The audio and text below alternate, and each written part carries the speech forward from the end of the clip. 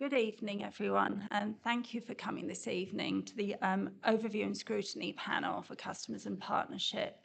So we'll start with the agenda with apologies. So we have apologies from Councillor Welton. Thank you. And so we'll start with the minutes. Can we approve the recorded minutes of Overview and Scrutiny from the meeting held on the 3rd of November?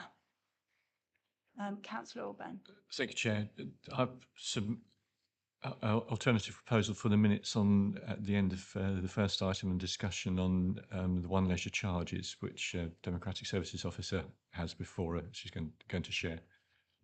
So the suggested wording is to amend the resolution to say that following the discussion, the panel were informed that their comments would be added to the Cabinet report in order for the Cabinet to make the decision on the recommendations. Is everyone happy with the alteration of that recommendation from Councillor Olbain? Yeah.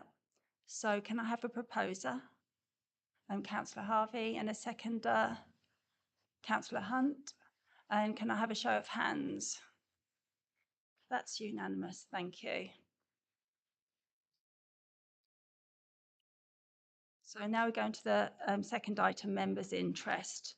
Can we have a declaration, any declarations of disposable pecuniary and other interests in relation to any agenda item? Nobody? Thank you.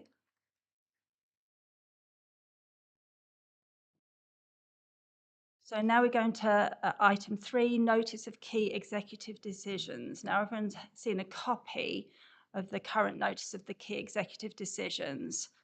Has anyone got any comments?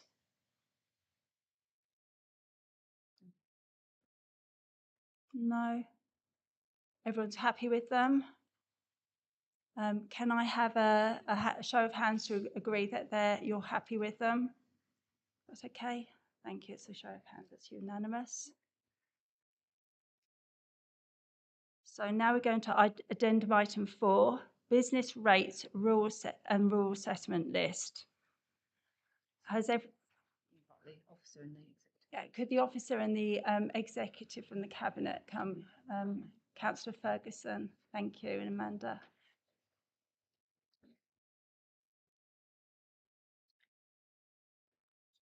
Thank you, Councillor Ferguson. Thank you, Chair. As I'm sure you're all aware, the Local Government and Rating Act of 1997 requires the District Council to periodically update its list of rural settlements. And the purpose of this is to make sure that certain types of businesses in those settlements get the proper rate of business rates relief. This hasn't been done, I think, for a number of years because of the COVID situation, but this is our review. I think that as you read in the report, basically at the moment it's an academic exercise because no businesses will be affected by these changes, but it's important that we keep it up to date so that future businesses will be aware of the level of relief they're going to receive. So I'm going to hand over to Amanda now, who's going to talk through in a bit more detail and answer your questions.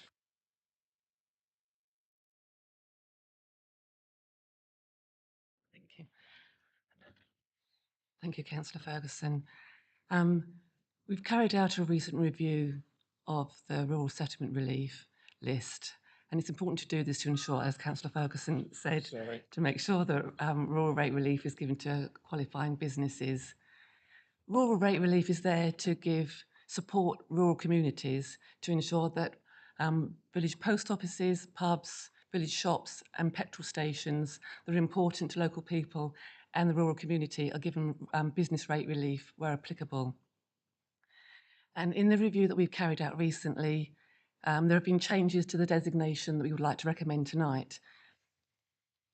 Normally, rural settlements, which have a population of less than 3,000, so very small villages and wards, are sort of defined by boundary areas, boundaries of the wards or parishes. But we can look at it differently in order to support these rural communities.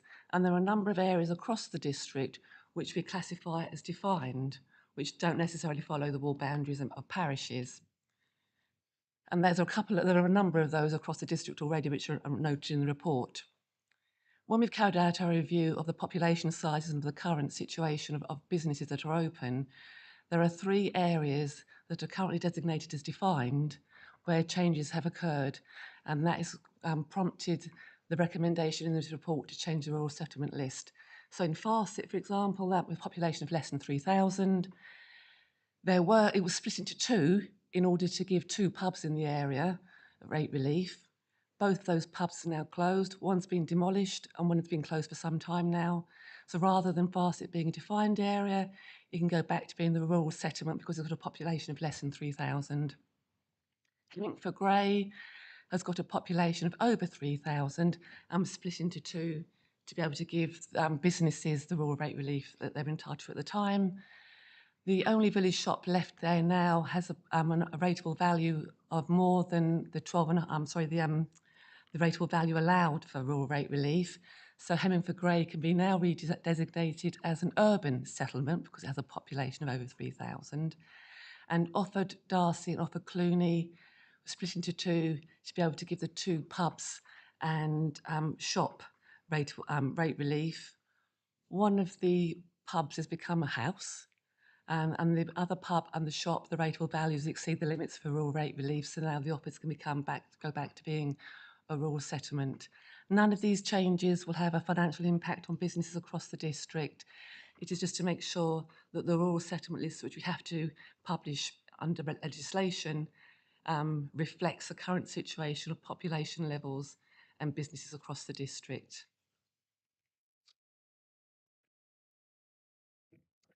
Thank you, Amanda. Has anyone got any questions or comments to make? Councillor Chiswell.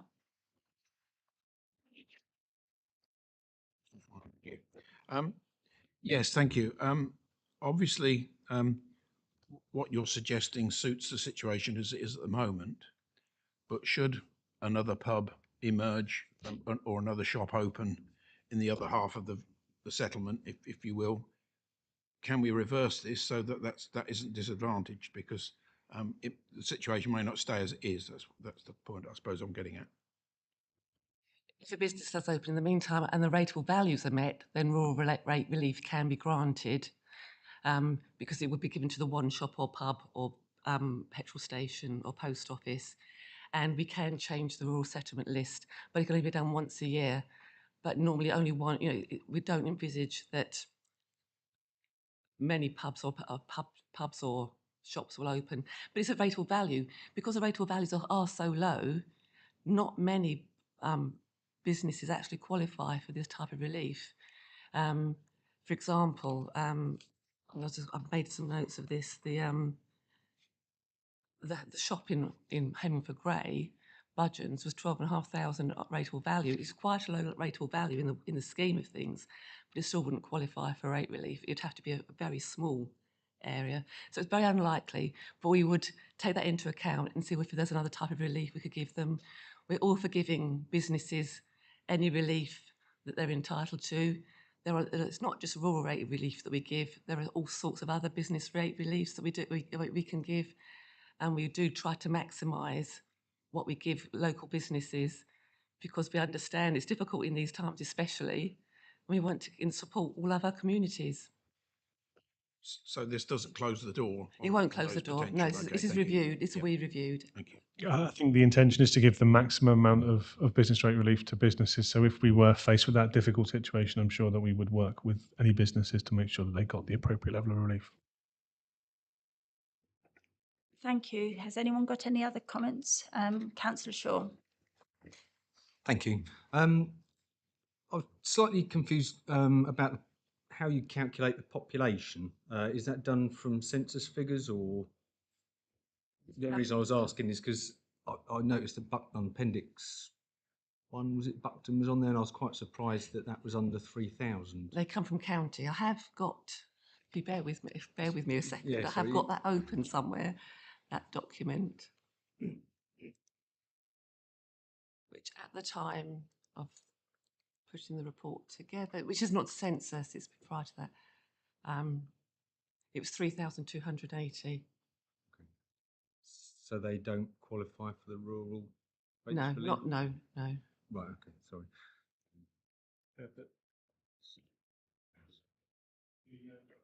The 2021 census data is still being processed. I think it's available on district council ward level only at the moment, but in the future it'll be down to individual parishes, but we don't have that data at the moment. Okay, I was just wondering if it was something that would be a planning consideration. For example, if they're building an estate that would take the population over 3,000, if that's something that should be considered in planning meetings, perhaps. Councillor Albane. Thank you, Chair. I find that fascinating, particularly as representing a primarily rural ward. I think all of the villages in my ward fall under the 3,000. Do businesses know if someone takes over the running of the post office or a shop or a petrol station or whatever in a rural village? Do they know that's what they're entitled to? Are we proactive, or do we wait for people to come to us as a district council? We are proactive. When a business opens, the business will have to contact us initially, but then we will check the databases. We will get the rateable value from the valuation office agency. That's not set by the local authority. We will check, and the valuation office agency will also tell us the type of business it is as well. So we will check all that when we set up the business on the database, and then we will award whatever reliefs. It might not just be rural rate relief, it could be any business rate relief that they're entitled to. We will either ask them to apply for it if they have to do that, go through that process, or we'll award it accordingly straight away of their bill. So we are quite proactive on all of that. Just as an added note to this, we have about 5,000 businesses, so the business rates team, do know the businesses, you know what I mean, because it's small enough for them to be able to get to know the businesses, and they keep track of what's going on, either through planning, through visits. We're out in the district a lot, so we are quite on top of all of keeping making sure that we're first of all, we've got the right people paying business rates, and that we give the reliefs where needed as well. Thank you. Through you, Chair. Thank you very much. It's really interesting. Has anyone else got any other comments or questions? No? I just thank you, Amanda, and Councillor Ferguson. If you'd indulge me a second, I think Amanda has been a veteran of several ONS meetings over several years, and this is going to be her last one because she's leaving the council to take early retirement on December the 15th. And I've only had the pleasure of working with her for 6 months, but from John Taylor and everybody I work with, her reputation is outstanding. We're going to really miss her as well, and I wanted to record my personal thanks to her. This is a typically brilliant piece of work from her. She's admitted to me before she's a bit of a spreadsheet nerd like me, so she enjoyed doing this, and it's one of the things that we're going to it's going to be hard to replace in the future. So I wanted to thank Amanda for this final report and for her brilliant service to HDC. Yes, thank you. And it was very comprehensive, your report. Thank you very much. So is everyone happy with the report and the recommendations in the report? Shall we take a show of hands? Is everyone happy? Yeah. Yeah, that's unanimous. Thank you. So now we'll move on to item, would you like to leave? Thank you very much. Now we'll move on to item 5, the change to the panel name. So we're now going to discuss the proposed changes of the panel name to Overview and Scrutiny, Environment, Communities and Partnership. Has anyone got any comments? Observations? Is everyone happy with the name? Councillor Albane. Yeah, I'll kick off, Chair. My concern is 3 words were a bit wieldy, but I think the 3 words encompass everything the panel does. So that's reassured me really, and I think it gives a good focus and a good overview of what our panel is doing. Thank you. Any other comments, Councillor Hunt? Yeah, I think moving forward, it's very important to have the word environment in there compared to climate change has always been in this panel's remit, but going forward with the work that we're looking to, the continuation of the climate working group in future environmental policies, that will be our bread and butter going forward. And I think it's very important to make sure that and make it clear that that's our remit and that's what we're focused on. Councillor Criswell. Thank you. Yes, the only comment I'll make is that hopefully we're mindful of the environment and everything that the council does across whichever panel and whichever committee. Two of the things that will impact on the environment greatly will be the local plan and the market town strategies, and they're both with the other panel. So, my concern is that number one, we don't want to be both looking at those. Number two, the fact that both panels will be dealing with environmental issues. It shouldn't be just us. It shouldn't just be the focus on this panel, if you will. So it does give the impression that everything environmental should come to this panel, which of course won't be the case. So that's my only concern with labelling it environmental, because it will sit elsewhere as well. So I appreciate your comments there, Councillor Criswell, and I think obviously, as you've mentioned, environment does come into all areas of what the council does in terms of looking to the future. I think just jumping ahead slightly to the item which may well come up under the next item in the overview and scrutiny roles and remits, which has been circulated to you all. Obviously, that clearly defines the topics which are going to come under each panel, which already do come under each panel, but just to confirm those. So I think that sitting alongside the name just gives it that main steer of the climate strategy elements sitting with this panel, whereas the local plan sitting with the other panel. But just to clarify that for everybody.